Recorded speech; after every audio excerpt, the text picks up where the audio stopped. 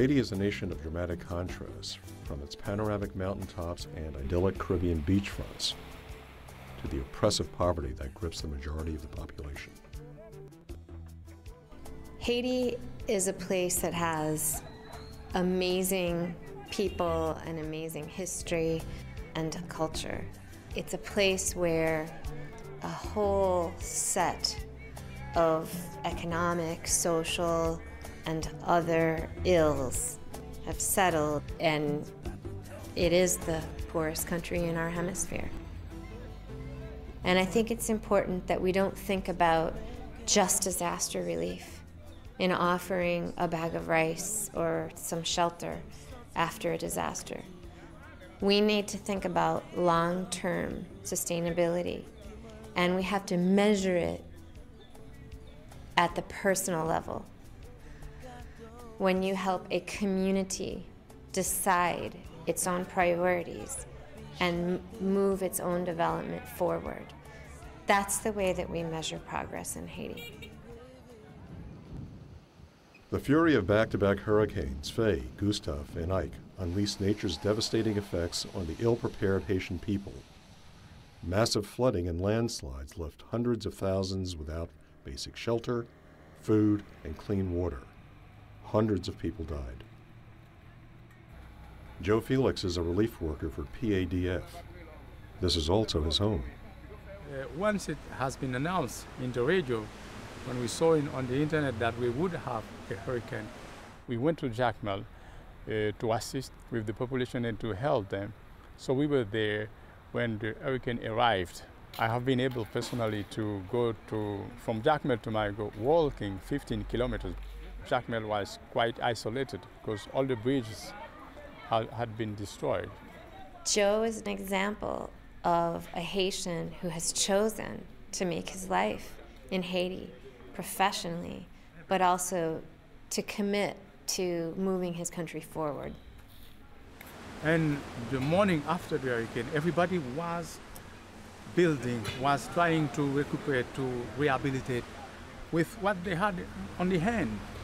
But nobody was really waiting for something coming from outside. We had to do by ourselves what was possible.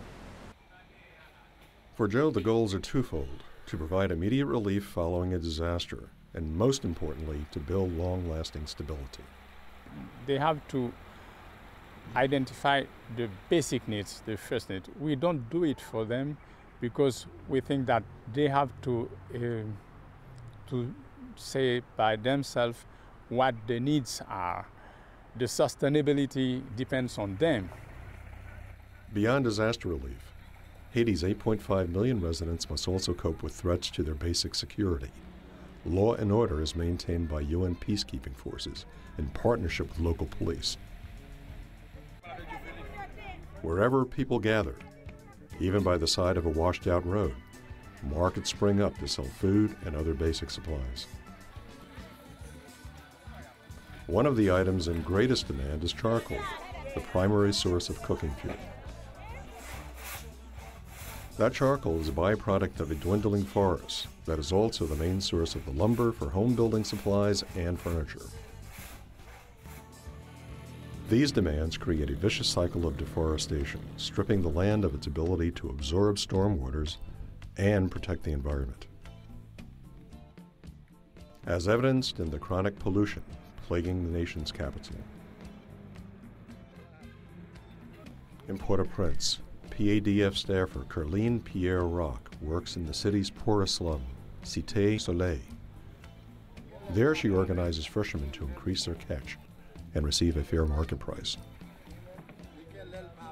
She encourages women to defend themselves against domestic violence so prevalent in this staunchly male-dominated society. And she supports those least capable of providing for themselves. We integrate the population in their change, or to identify their problem, or how to do something to change their condition, their life condition. It's an important program for Haiti. And for the poor community, it's very important. Our staff is so committed to what they do. And for them, it's not just a job. It's not just about getting up every morning and going to work. It's about committing their lives to something they really believe in.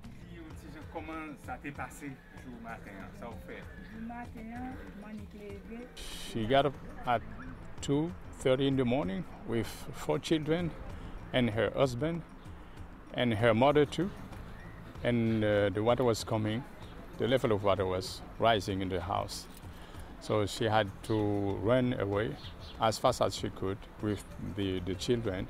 She said that she got back after 1 hour. Everything has been washed away. Despite the challenges, children still manage to play and get to school.